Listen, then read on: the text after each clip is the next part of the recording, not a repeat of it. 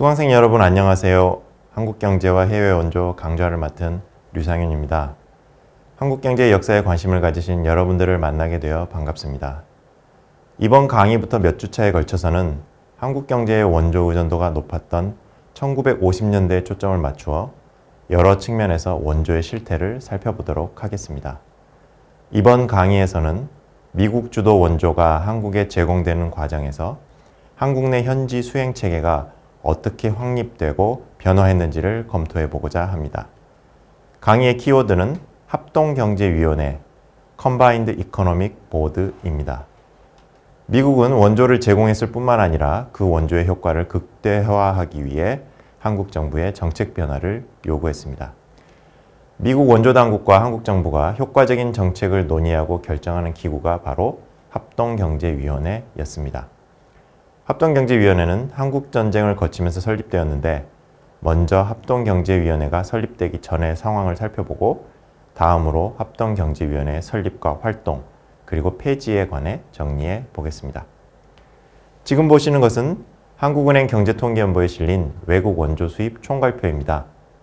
보시면 해방 이후와 1950년대에 한국에 제공된 원조가 몇 가지 제목 아래 구분되어 있습니다.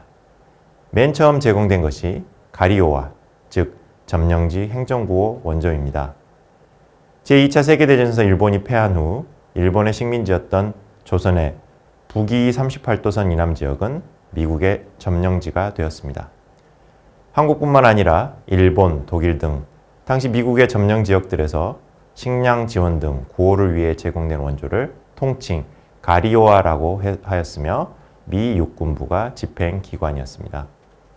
가리오아 원조는 점령지의 군정당국이 직접 집행한 것이었기 때문에 앞에서 말씀드린 원조의 공여자와 수혜자 사이의 정책 조율 문제는 없었습니다. 이 문제가 부상하게 된 것은 1948년 8월 대한민국 정부가 수립된 후부터였습니다. 정부 수립에 따라 이제 더 이상 한국이 미군의 점령지가 아니었기 때문에 원조의 집행기관은 미 육군부에서 당시 미국의 해외 원조 기구였던 ECA로 바뀌어야 했습니다. 또 원조의 목적 또한 구호에서 경제 부흥으로 바뀌어야 했습니다. 한국 경제 부흥을 위한 ECA 원조 제공을 위해 미국 정부는 관련 법에 따라 한국 정부와 협정을 맺었습니다. 바로 1948년 12월에 체결 및 비준된 한미 원조 협정입니다. 이 협정을 위한 첫 협상이 10월 4일에 시작됐으니 2개월 넘게 걸린 양측 논의의 결과물인 셈입니다. 충분히 예상할 수 있는 것처럼 협정의 내용은 원조를 주는 미국 정부가 원조를 받는 한국 정부의 요청 또는 요구하는 사항들로 이루어져 있습니다. 예를 들어 제2조에서 한국 정부는 한국 경제의 강화와 안정을 위해 미국으로부터 제공받은 원조뿐만 아니라 모든 한국의 자원을 효과적인 방법으로 사용할 것을 약속하였습니다.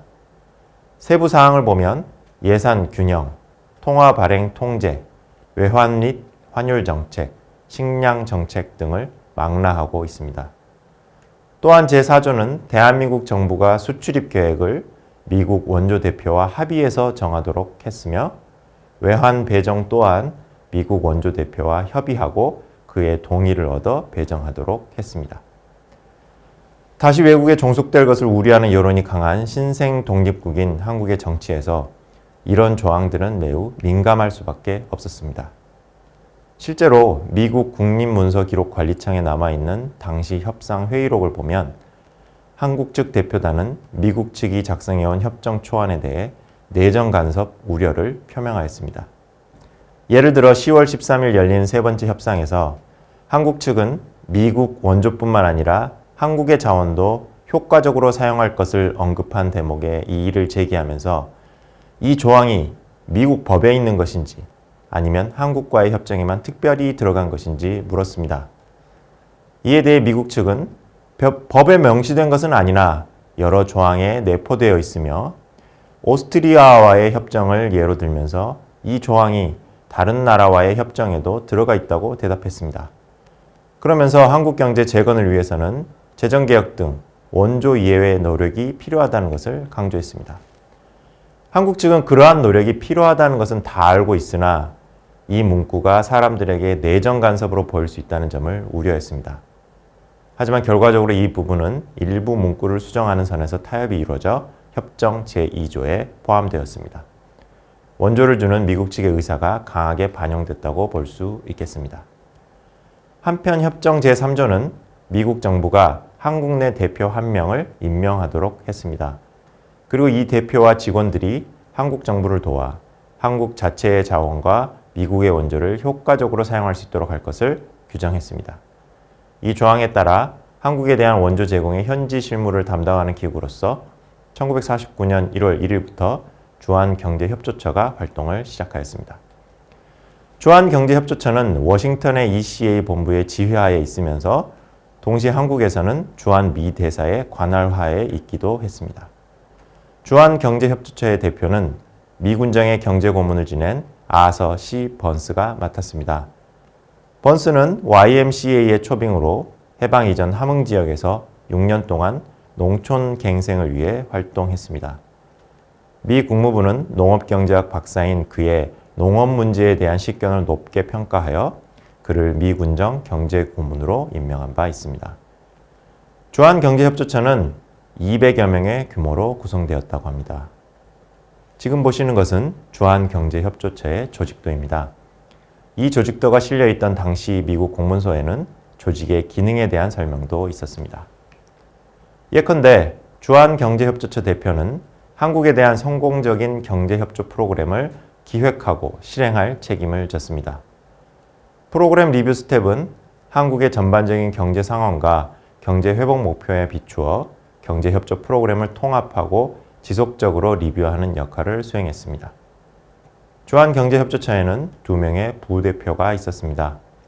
운영 담당 부대표는 운영부서인 전력과, 식량농업과, 관공과, 교통통신과, 공급분배과, 기술훈련과의 활동을 기획, 지시, 조정하는 역할을 담당하였습니다. 재무담당 부대표는 수출과 금융을 지원하는 무역금융과, 수입을 지원하는 기획조정과를 관할하였습니다.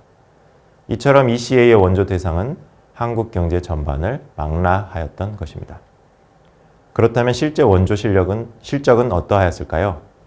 보시는 표는 한국은행 경제연감에 실린 1949년 1월 1일부터 1951년 9월 30일까지의 품목 분류별 제공액입니다. 구성비를 봤을 때 무엇보다 눈에 띄는 것은 비료를 포함한 농업용품입니다. 무려 36%를 차지하였습니다. 식민지배와 조선은 많은 양의 쌀을 일본으로 수출하던 곳이었습니다. 하지만 해방 이후 남한은 식량 부족 국가가 되었습니다. 일본으로부터의 귀환으로 인구가 크게 늘었지만 해방 이전 북쪽으로부터 공급되던 화학 비료를 더 이상 받을 수 없게 되었기 때문입니다. 따라서 식량 생산을 위한 비료가 절실하였던 것입니다. 다음으로 구성비가 높았던 것은 섬유 및 제품이었습니다. 해방 이전 조선은 면제품을 수출하는 곳이기도 했습니다. 그리고 면방직 공장은 주로 남쪽에 위치하고 있었기 때문에 남북 분단의 악영향도 적었습니다. 문제는 원료인 원면이었습니다. 해방 이전에도 일부 원면은 조선 내에서 생산을 했지만 대부분은 인도 등 해외에서 들어왔기 때문입니다. 식량 다음으로 중요한 의복의 공급을 원활히 하기 위해서는 섬유 원료, 특히 원면의 원조가 절실했습니다. 구성비가 세 번째로 높았던 것은 연료였습니다. 남한에서 생산 가능한 연료는 무연탄에 불과했고 석유와 유연탄은 수입에 의존할 수밖에 없었습니다. 연료는 교통 기능의 회복을 위해서도 필요했습니다. 이처럼 미국은 한국전쟁 이전에도 ECA를 통해 신생 독립국인 한국 정부를 지원하였습니다. 그런데 한국전쟁의 발발은 한국 내 원조 수행 체계에 큰 변화를 가져오게 되었습니다. 다시 군이 원조에서 중요한 역할을 하게 된 것입니다. 이 때문에 ECA 원조는 1949년 도입액이 1950년이나 1951년에 비해 압도적으로 많았습니다. 한국전쟁 기간 동안 미국 내 해외 원조 담당 기관이 ECA에서 MSA로 그리고 다시 FOA로 바뀌는 변화도 있었습니다. 이러한 변화들로 인해 주한경제협조처는 1951년 4월 해산하게 되었습니다.